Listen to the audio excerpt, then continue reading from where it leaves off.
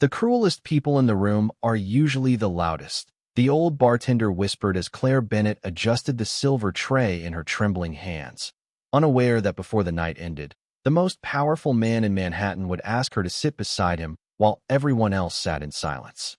Rain hammered against the towering glass windows of the Harrington Grand Hotel, turning the New York skyline into a blur of gold and gray. Inside the ballroom, crystal chandeliers shimmered above hundreds of wealthy guests dressed in tailored tuxedos and designer gowns worth more than Claire earned in a year. Laughter echoed softly through the room. Expensive watches glimmered beneath warm amber lights. Champagne glasses clinked like tiny bells in the distance. Claire moved quietly between tables, invisible in the way service workers often became invisible to people with money. Her black uniform was perfectly pressed. Her blonde hair was tied neatly into a low bun. Calm, professional, controlled. But her feet ached from standing for 10 straight hours, and the small bottle of pain medication inside her apron pocket reminded her exactly why she was there tonight. Her mother's hospital bill was due in less than 48 hours. Table 12 needs another bottle of Bordeaux, her manager whispered sharply as he passed by without looking at her. And smile more. These people pay to feel important.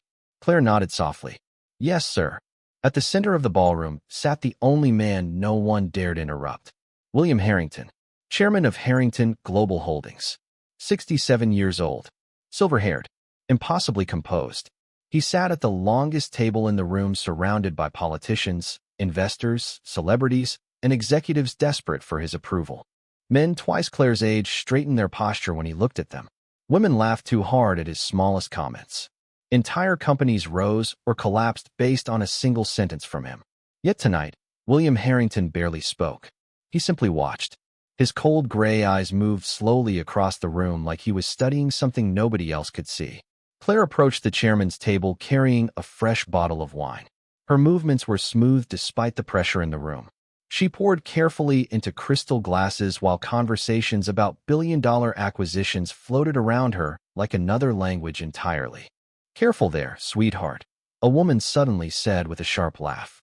That bottle costs more than your monthly rent. Several people at the table chuckled politely. Claire lifted her eyes. Victoria Steele, early 40s, perfect diamonds around her neck. A smile so polished it barely looked human. She was famous in Manhattan social circles for humiliating anyone she considered beneath her. Claire had heard the stories from other waitresses. Victoria leaned back in her chair and crossed her legs slowly. Actually, she continued loudly enough for nearby tables to hear, I'm curious. Do they train waitresses here to look miserable, or does that happen naturally after minimum wage? More laughter. Softer this time. More uncomfortable. Claire felt dozens of eyes drift toward her. The young server beside the dessert station froze completely.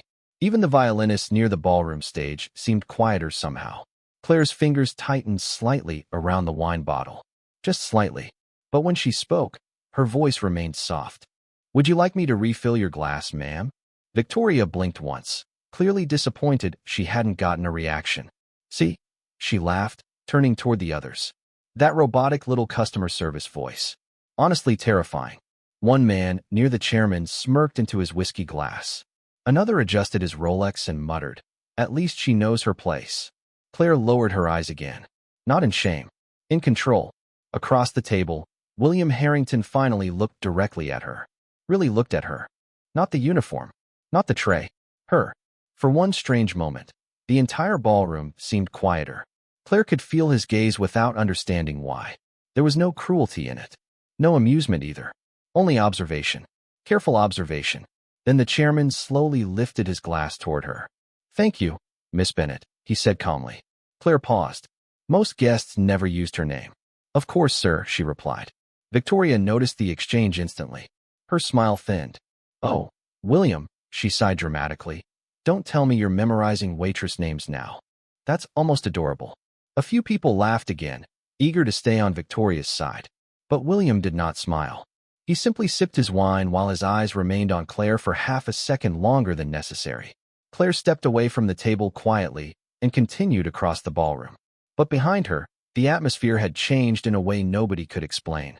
Near the service station, the old bartender leaned closer as she placed the empty tray down beside him. You handled that better than most people in this room would, he murmured. Claire gave a faint smile. People reveal themselves when they think there are no consequences. The bartender stared at her for a second. You don't sound like a waitress.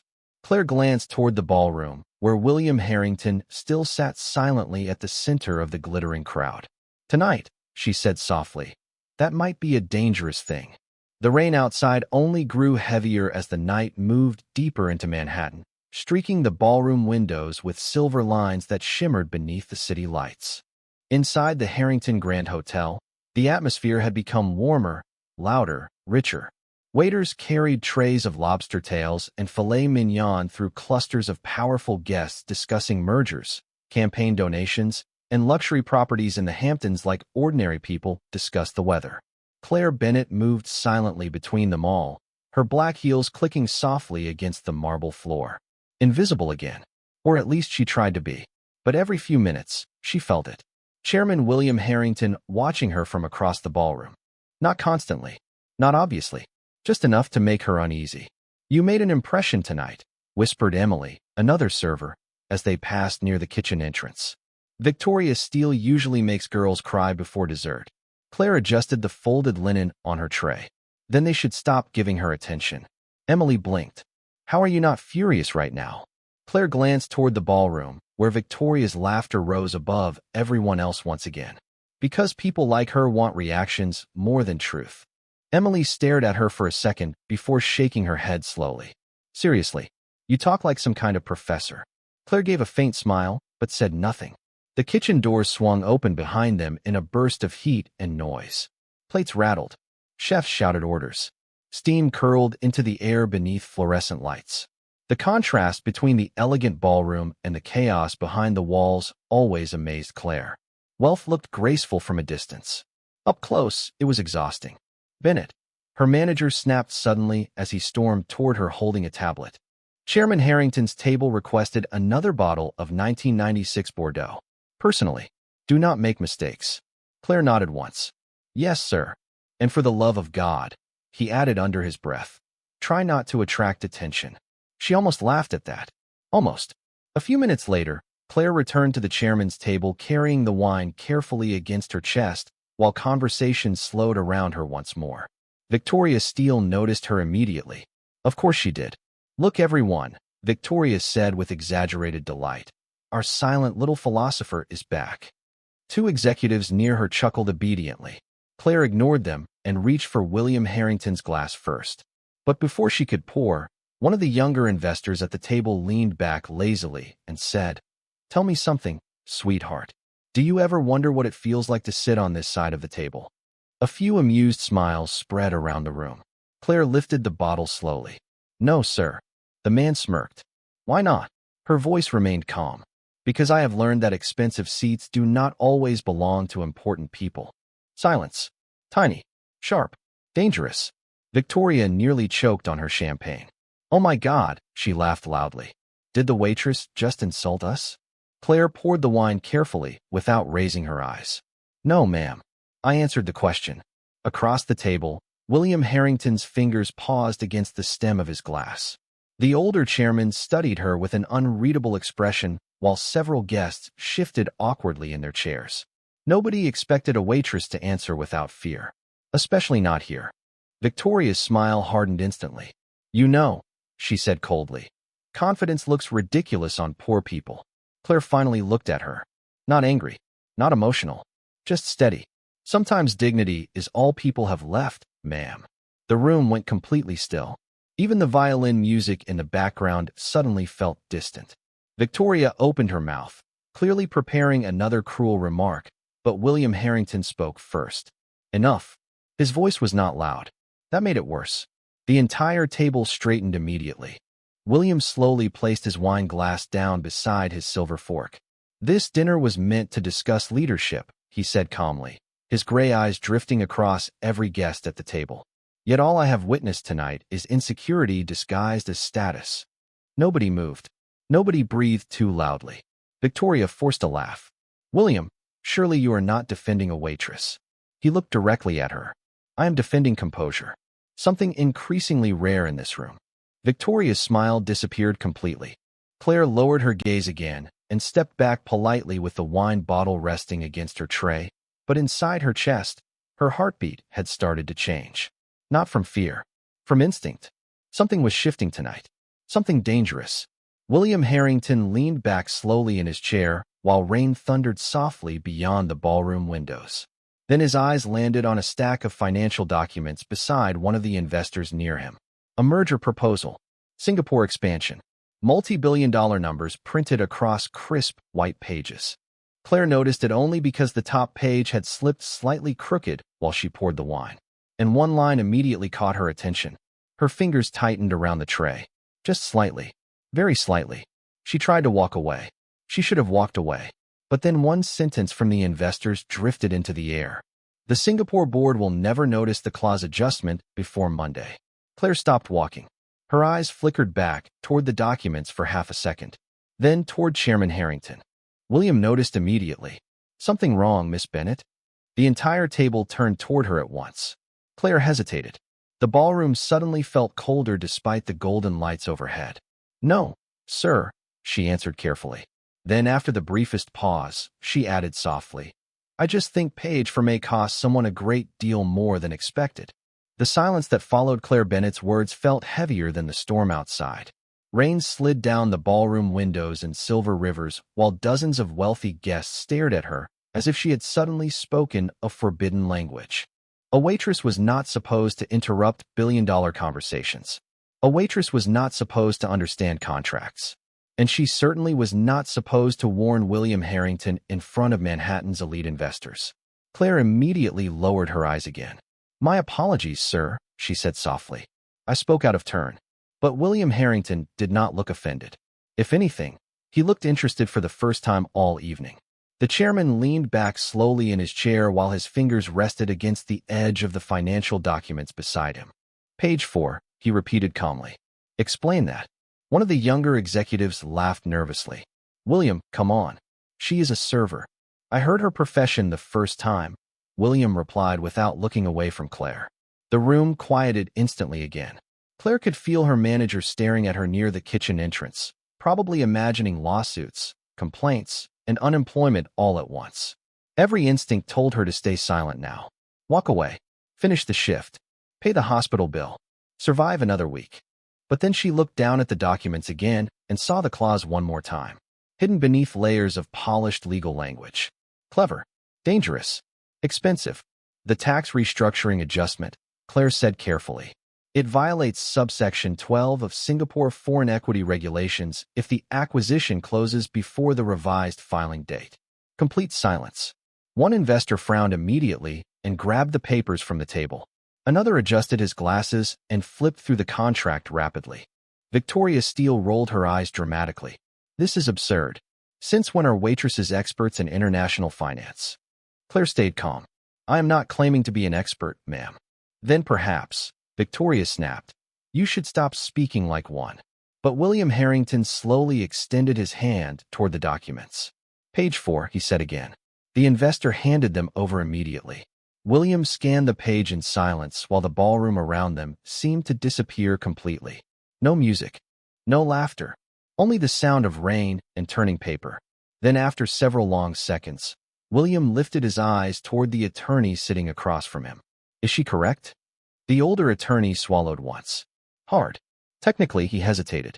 Yes. A shockwave moved through the table. One executive cursed quietly beneath his breath. Another loosened his tie in disbelief.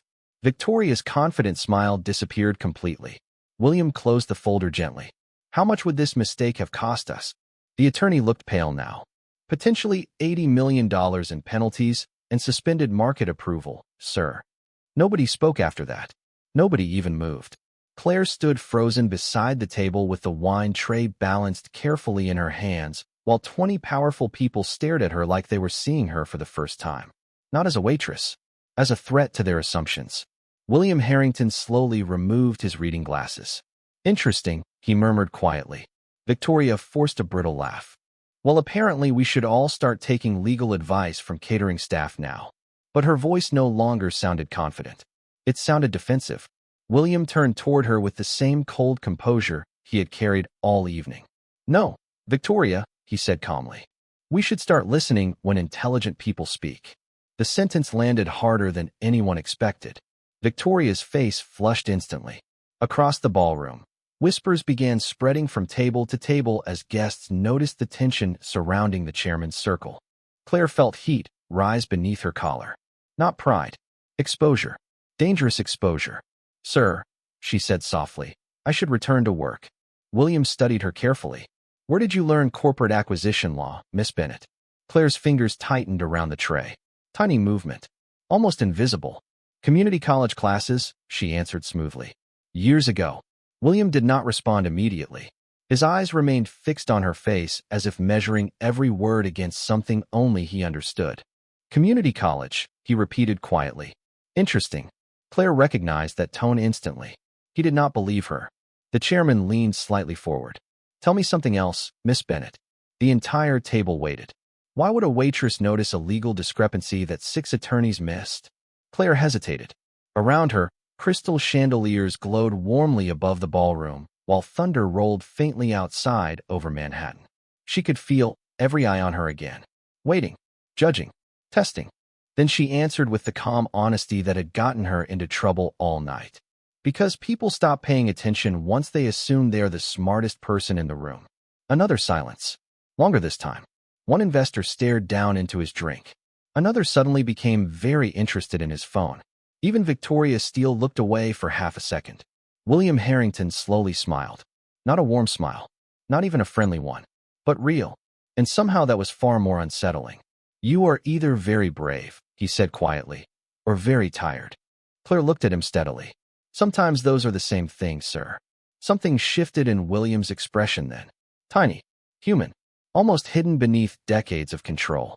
The chairman glanced toward the empty seat beside him at the long table. Then toward Claire again. Nearby guests leaned closer instinctively, sensing something important was about to happen. William Harrington rested one hand against the polished table and spoke softly enough that the entire ballroom still heard every word. Miss Bennet, he said, would you do me the honor of sitting beside me for the rest of the evening? For a moment, nobody in the ballroom moved. The sound of rain against the towering windows seemed louder now, mixing softly with the distant hum of the city below Manhattan's skyline. Claire Bennet stood perfectly still beside the chairman's table with the silver tray balanced carefully in her hands, while dozens of wealthy guests stared at her in disbelief. William Harrington had just invited a waitress to sit beside him at the most exclusive table in the room. Not as entertainment, not as a joke, as an equal. Victoria Steele blinked several times like she genuinely believed she had misheard him. One of the investors let out a nervous laugh that died almost immediately when William did not react. Claire felt every eye in the ballroom pressing against her skin. Her manager near the kitchen entrance looked moments away from fainting.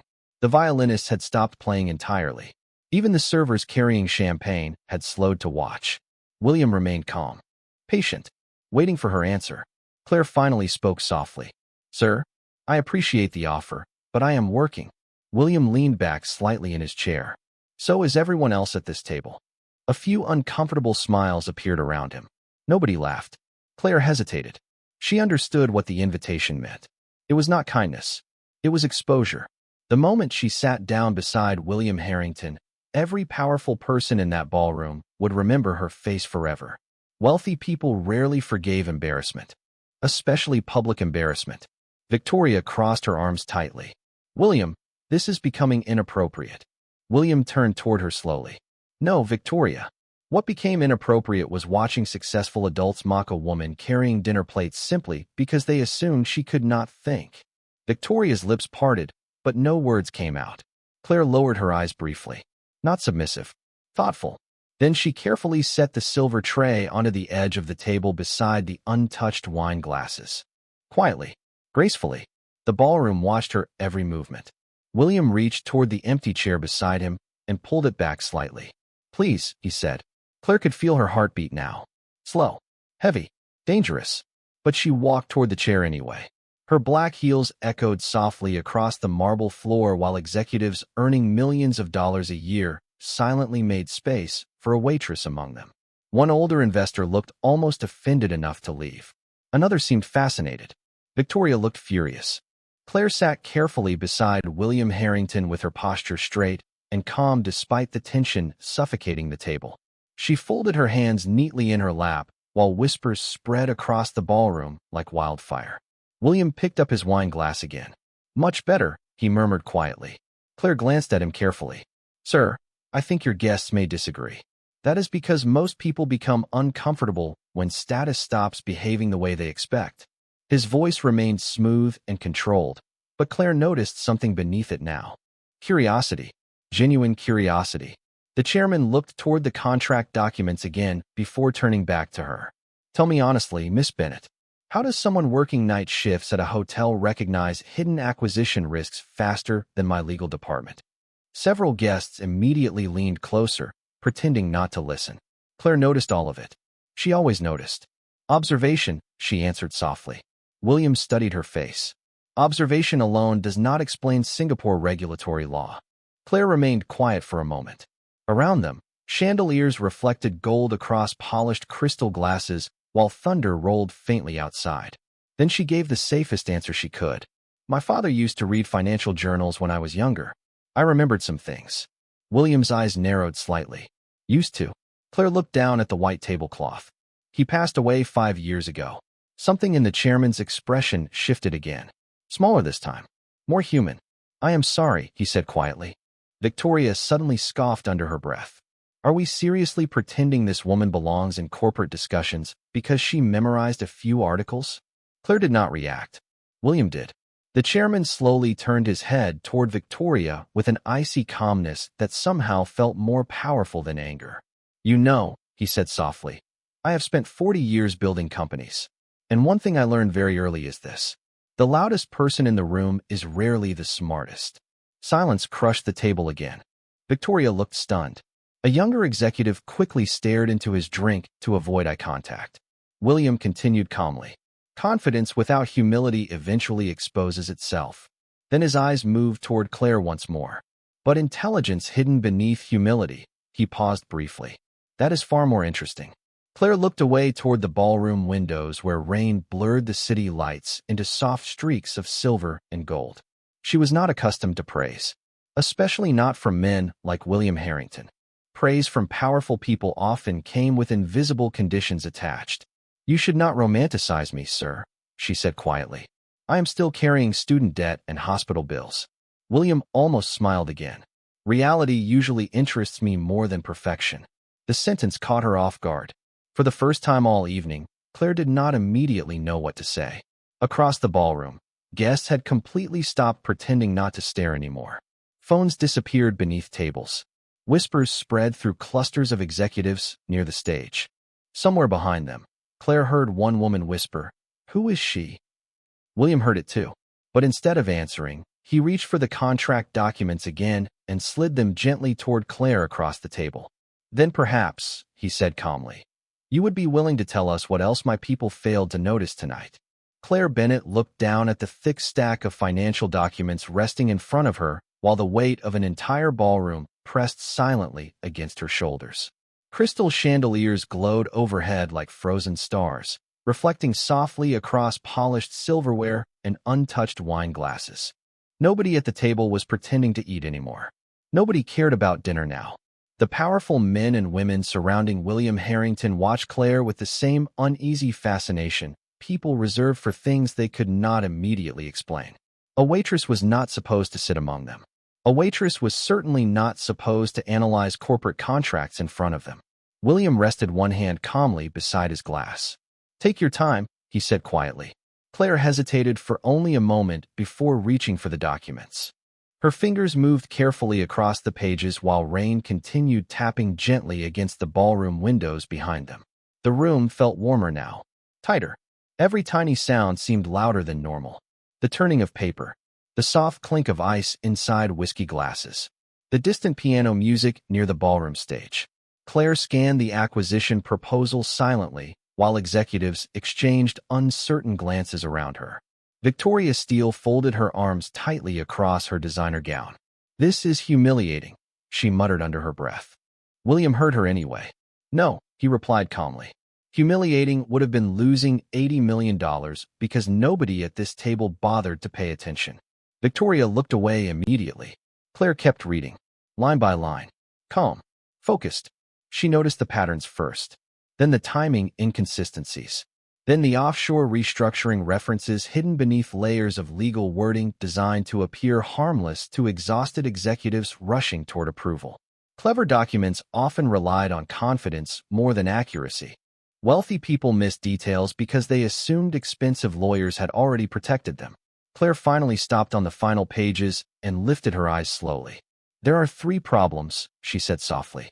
The entire table straightened. William gestured for her to continue. "The Singapore filing issue is only the first one." One investor frowned instantly. "There are more." Claire nodded once. "The projected labor restructuring numbers are inaccurate." She turned one of the pages gently toward them. "This section assumes fourth-quarter shipping costs from pre-regulation fuel rates. Those numbers expired 6 months ago." Silence. One executive quickly grabbed a calculator from beside his phone. Another began reading through the financial projections, with visible panic building behind his expression. Claire continued quietly. "If the acquisition closes using these estimates, your operating expenses would increase almost 23% during the first year alone." The younger executive who had mocked her earlier suddenly looked pale. "That cannot be right." Claire remained calm. "I hope it is not." William leaned slightly forward now, his attention completely fixed on her. "And the third problem?" Claire's fingers rested lightly against the final page. She almost wished she had not seen it. Almost. "The company you are acquiring," she said carefully, "is already preparing to move assets out of the partnership structure." Several executives froze instantly. William's eyes narrowed slightly. "Explain." Claire glanced toward the hidden clause buried near the back of the agreement. Page 17. Subsection 8. If revenue benchmarks are not reached within 12 months, the original owners retain rights to transfer intellectual property through external licensing channels. One attorney suddenly sat upright. "Wait." Papers shuffled rapidly around the table now. Someone cursed quietly beneath their breath. Another executive whispered, "How did we miss that?" Claire answered without emotion. "Because the clause was designed to sound temporary." William's expression hardened for the first time all evening. Not toward Claire, toward the documents, toward his own advisors. "Meaning?" he asked quietly. Claire looked directly at him now. "Meaning if you sign this agreement, they can legally drain the company's most valuable technology within a year and leave Harrington Global holding the debt." Complete silence swallowed the ballroom. Even guests at nearby tables had stopped pretending not to listen anymore. The atmosphere no longer felt like a luxury gala. It felt like a courtroom seconds before a verdict. William slowly removed his glasses again, while the attorney beside him visibly struggled to speak. "Sir," the attorney admitted carefully, "she is correct." Nobody looked at Claire the same way after that. Not the investors. Not the servers. Not even her manager standing frozen near the kitchen in trance with disbelief written across his face. Victoria Steele stared at Claire like she had personally shattered the social order of the evening. William Harrington remained very still for several long seconds. Then finally he asked the question everyone else was suddenly afraid to ask. "Miss Bennett," he said softly, "where did you really study?" Claire felt her heartbeat tighten inside her chest. Dangerous question. She looked down briefly at the white tablecloth before answering. "Harvard." The word landed like thunder. Several people at the table physically froze. One executive actually laughed in disbelief before realizing nobody else was laughing with him. Victoria blinked rapidly. "That is impossible." Claire ignored her. William's voice remained calm. "Business school." Claire nodded once. "Economics and international finance." "Then why?" William asked quietly. "Are you serving wine at a hotel gala instead of running a corporation?" Claire's fingers folded gently together in her lap. The ballroom suddenly felt colder despite the warm lights surrounding them. "Because life does not always collapse loudly, sir," she said softly. "Sometimes it collapses quietly, one hospital bill at a time." Nobody spoke after that. The silence around the table no longer felt uncomfortable. It felt ashamed. The words lingered over the ballroom like smoke that refused to disappear. "Sometimes it collapses quietly, one hospital bill at a time." Nobody at William Harrington's table seemed to know how to respond after that. The earlier arrogance that had filled the room had vanished completely, replaced by something slower and heavier. Shame. Rain continued sliding down the massive windows overlooking Manhattan, while the chandeliers cast soft gold across untouched meals growing cold on expensive china plates.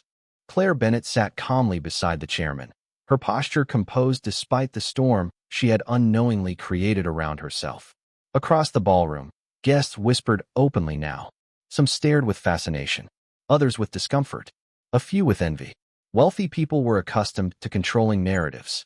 Tonight, a waitress had quietly stolen the entire room without raising her voice once. William Harrington remained silent for several long seconds while his fingers rested against the edge of the financial documents Claire had exposed. Then finally he spoke. "How old are you, Miss Bennett?" 28, sir." William nodded faintly.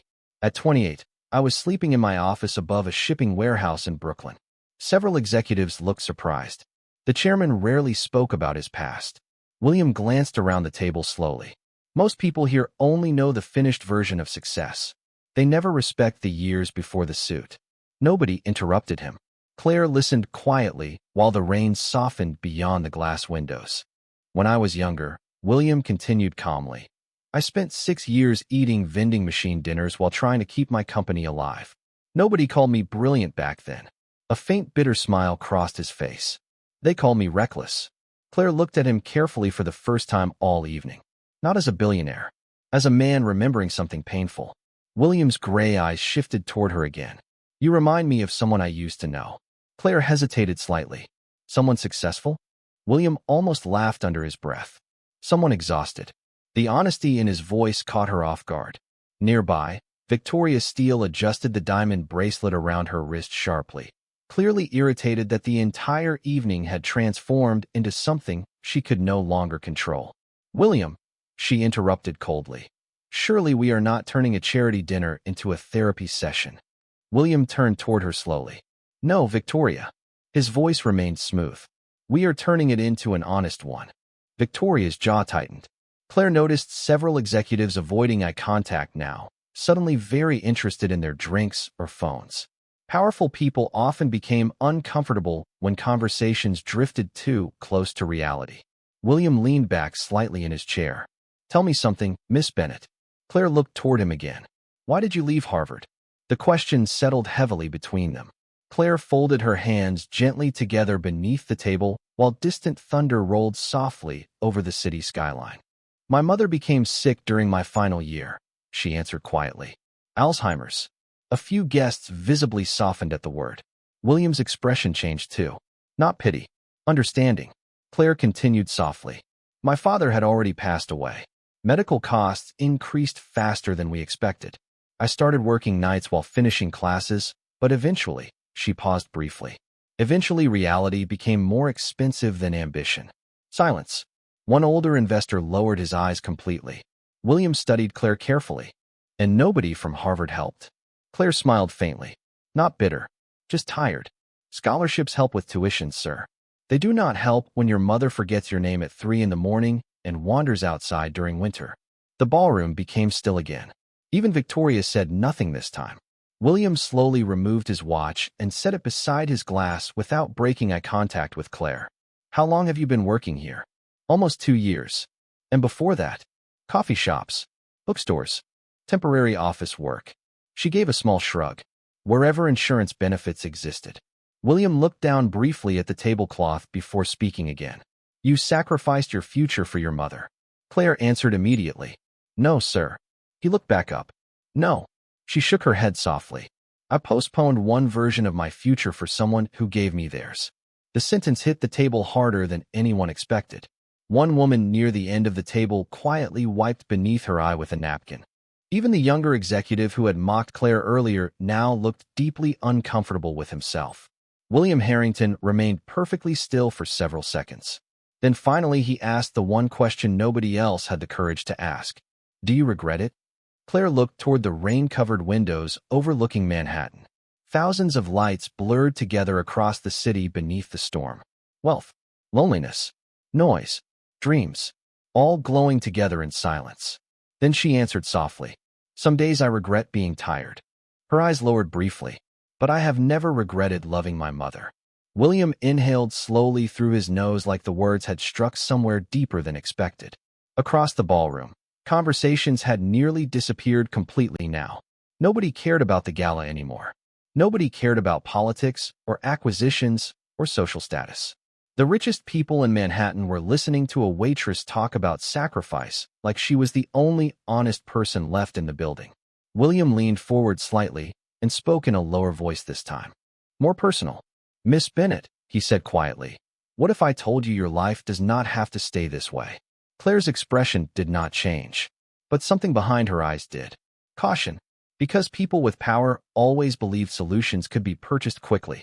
But exhaustion did not disappear because wealthy men offered opportunities. Some wounds simply learned how to survive quietly. Claire looked at him steadily beneath the warm chandelier lights. "With respect, sir," she said softly, "people usually say that right before asking for something in return." For the first time that evening, William Harrington did not answer immediately. The billionaire chairman simply looked at Claire Bennet across the candlelit table while soft piano music drifted through the ballroom behind them.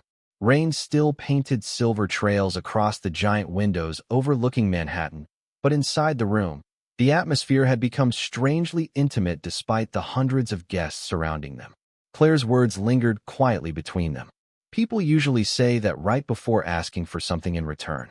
Nobody at the table laughed this time. Nobody dismissed her caution, because everyone there understood something important now. Claire Bennet was not cynical. She was experienced. William slowly folded his hands together beside the untouched contract documents. "That is a fair observation," he admitted calmly. Victoria Steele scoffed softly beneath her breath. "William, honestly, this has become ridiculous.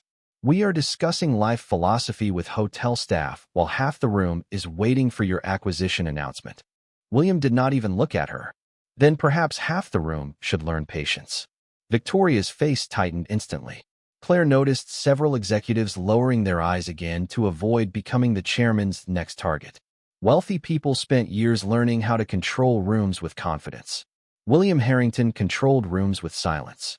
The chairman finally turned back toward Claire. "You are correct," he said quietly. "Most offers from powerful people come attached to invisible contracts." Claire held his gaze calmly, especially when the powerful person benefits from appearing generous. A younger executive nearly choked on his drink hearing her say that directly to William Harrington. But William only nodded faintly. "You think I am trying to rescue you because it makes me feel important." Claire answered honestly. "I think wealthy people are often uncomfortable around suffering they cannot immediately fix." Another silence settled over the table. Not hostile, reflective. William's eyes drifted briefly toward the ballroom around them, toward the expensive gowns, the polished tuxedos, the carefully rehearsed smiles. "Do you know what I see when I look around this room?" he asked softly. Claire shook her head once. "People terrified of becoming irrelevant." The sentence landed gently but heavily. William continued quietly.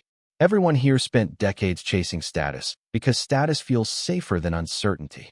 His fingers rested lightly against the contract papers Claire had exposed earlier. "But intelligence without character eventually destroys itself.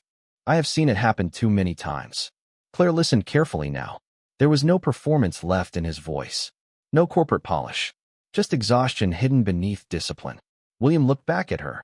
"Tonight you embarrassed half the people at this table without humiliating a single one of them." Claire blinked softly at the observation. "There is a difference," he continued. "Humiliation is cruel. Truth is uncomfortable." Across the ballroom, servers quietly resumed carrying plates while distant conversations slowly returned beneath the chandeliers. But everyone still watched William Harrington's table from the corners of their eyes. The center of the evening had changed permanently now. Victoria suddenly reached for her champagne glass with sharp irritation. "I still do not understand why we are pretending she belongs here." Claire finally looked toward her directly again. Calm. Steady. "I never asked to belong here, ma'am."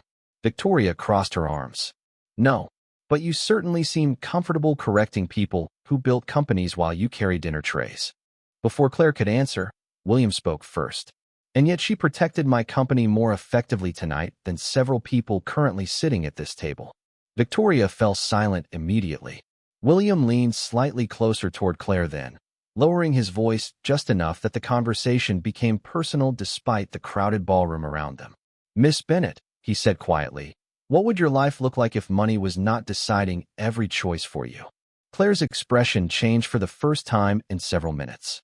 Not emotional, careful, because poor people learned early that imagining easier lives could become dangerous. Hope often hurt more than exhaustion. She glanced toward the rain-covered windows again before answering softly. "I would finish my degree." William nodded once. "And after that?" Claire hesitated briefly. "I used to want to work in international economic policy." Several executives nearby exchanged surprised looks again. William almost smiled. "That sounds far more interesting than corporate acquisitions." Claire allowed herself the faintest smile in return. "It pays much worse. Not everything valuable arrives with a large salary." Claire looked at him carefully after that sentence. Because wealthy men rarely spoke like that unless regret existed somewhere beneath their success. William loosened his tie slightly for the first time all evening and glanced around the ballroom again. "Do you know what the strangest part of success is?" he asked quietly. Claire shook her head. "Eventually, you realize people stop telling you the truth." The chairman's voice had become softer now, more distant somehow. "Employees protect their jobs. Investors protect their access. Friends protect proximity to wealth." He paused briefly. "And somewhere along the way, honesty becomes expensive." Claire understood that feeling more than she expected. Loneliness existed at every tax bracket. It simply wore different clothing. William looked back toward her again. "Tonight you spoke honestly in a room full of people trying very hard not to." Claire lowered her eyes briefly toward the white tablecloth. "Honesty becomes easier when you have nothing left to lose." William studied her face for several long seconds after that. Then finally he reached inside his suit jacket and removed a simple white business card embossed with nothing except his name and private number. No company logo, no title. He placed it gently beside her folded hands on the table. "Tomorrow morning," he said quietly, "come to my office." Claire looked down at the card but did not touch it. "Why?" William's answer came without hesitation. "Because I think the world made a mistake with you, and I would like the opportunity to correct one before I die." Claire Bennet stared quietly at the white business card resting beside her hands while the ballroom continued moving around them in slow, elegant circles of wealth and performance. Soft piano music drifted beneath the chandeliers again. Waiters resumed pouring wine. Conversations cautiously returned to nearby tables. But nothing in the room felt the same anymore. The invisible lines separating power from ordinary life had cracked open in front of everyone tonight. William Harrington watched Claire carefully as she looked down at the card bearing only his name and private number. No title, no company branding, just William Harrington. Somehow that made the invitation feel more serious, more personal. Claire finally lifted her eyes toward him. "People like me do not usually walk into offices like yours, sir." William answered calmly. "People like you should." Victoria Steele let out a quiet scoff and reached for her champagne again. "William, this entire situation is absurd. You are acting as if you discovered some hidden genius in a waitress uniform." William's expression never changed. "No, Victoria." His voice remained smooth and controlled. "I discovered intelligence everyone else ignored because they were distracted by social status." Victoria leaned back sharply in her chair. "You cannot seriously believe she belongs in your world." Claire answered before William could. "I do not think I belong in any world right now." The honesty of the sentence softened the entire table again. Claire looked toward the ballroom windows where Manhattan shimmered beneath the rain like a city trying very hard not to fall apart. "I spent years studying how economies collapse," she said quietly. "But nobody teaches you what to do when your own life slowly disappears instead." William listened without interrupting. Claire's fingers lightly touched the edge of the business card, but still did not pick it up. "My mother used to remember every detail about my school schedule," she continued softly. "Now some mornings she looks at me like I am a stranger renting a room in her apartment." The older investor near the end of the table lowered his eyes again. Claire smiled faintly, but sadness rested beneath it. "So after a while, survival becomes very small." She glanced down toward the untouched dinner plates. "You stop thinking about dreams. You just focus on making it through Thursday." Silence settled gently around them. Not uncomfortable this time. Human. William looked at Claire the way people look at someone standing in the middle of a storm without realizing how soaked they already are. And yet, he said quietly, you still notice details my executives missed. Claire shrugged softly. Pain sharpens observation. The chairman inhaled slowly through his nose as though the sentence carried more truth than he wanted to admit. Across the ballroom, several guests were openly watching their table now. Word had spread quickly among Manhattan's elite. The mysterious waitress beside William Harrington had dismantled a multi-billion-dollar acquisition while discussing economic policy like a university professor. Wealthy rooms love gossip almost as much as power. William glanced briefly toward the crowd before speaking again. Do you know why most companies fail, Miss Bennett? Claire looked toward him carefully. Arrogance. A faint smile touched the corner of his mouth. Eventually, he rested one hand against the table. But first they fail because intelligent people become invisible inside the system. Claire listened quietly. William continued. Executives stop listening to assistants. Politicians stop listening to citizens. Wealthy parents stop listening to their children.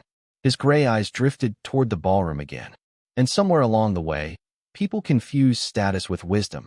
Claire thought about that for several seconds. Then finally she asked softly, did that happen to you too?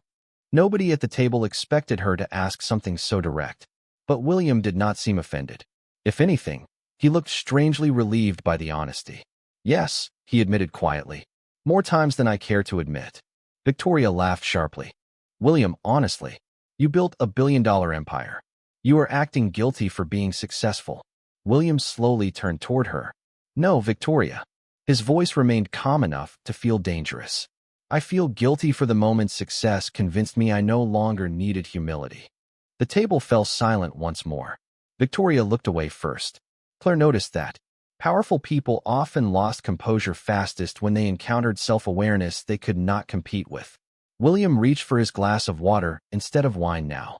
When I was 43, he said quietly, one of my janitors tried warning me about accounting irregularities inside a regional office. Claire listened carefully. I ignored him. William's jaw tightened almost invisibly. 3 months later, I lost $30 million in fraud investigations. Several executives shifted uncomfortably. Clearly they had never heard this story before. William looked directly at Claire again.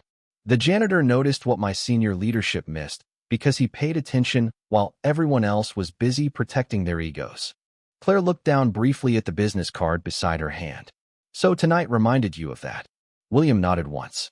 Tonight reminded me that wisdom rarely introduces itself wearing expensive clothing. The sentence lingered quietly between them while thunder rolled softly beyond the ballroom windows. Claire finally picked up the business card between her fingers. Tiny movement. But William noticed immediately. If I come tomorrow, she asked carefully, what exactly are you offering me? William did not hesitate. An opportunity. Claire's eyes narrowed slightly. Doing what?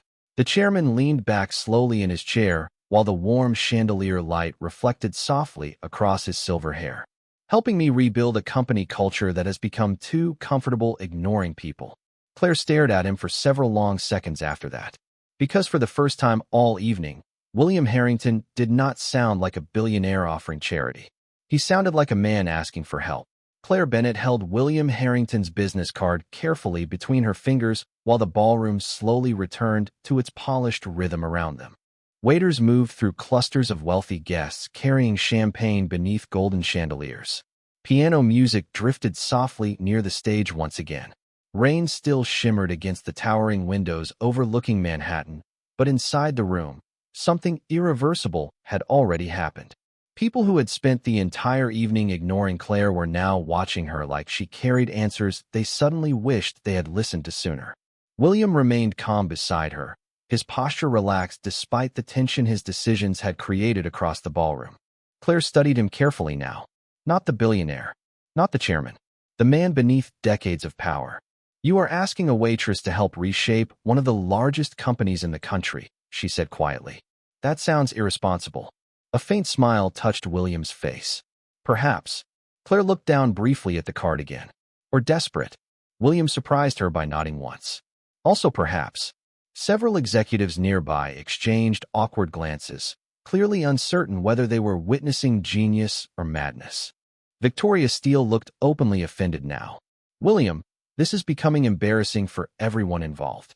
William turned toward her slowly. No, Victoria. His voice remained smooth and composed. What is embarrassing is how many educated people in this room confused social status with intelligence. Nobody defended her this time. Nobody defended themselves either. Claire noticed that. Shame had changed the atmosphere of the evening more effectively than humiliation ever could. William looked back toward Claire. Tomorrow morning at 9, he said quietly. No interviews. No corporate theater. Just conversation. Claire hesitated. Hope was dangerous for people who had learned how quickly life could remove it. And if I say no? William answered honestly. Then you continue your life exactly as it is now. He paused briefly. But I do not believe you were meant to disappear inside hotel shifts forever. The sentence settled heavily inside her chest.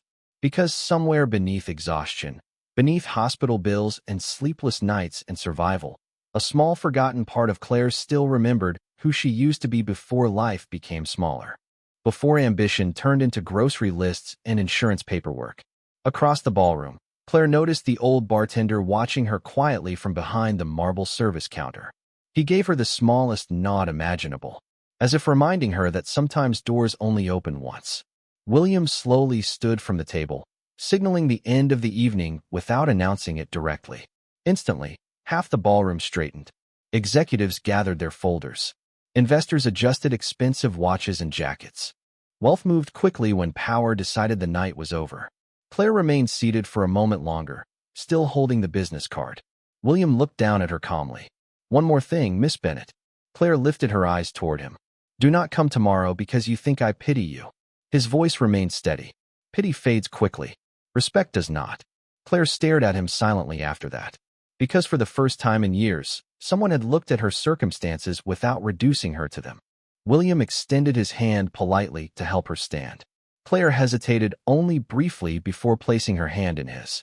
The ballroom noticed immediately. Not because the gesture was romantic. It was not. It was respectful. And somehow that felt far more powerful.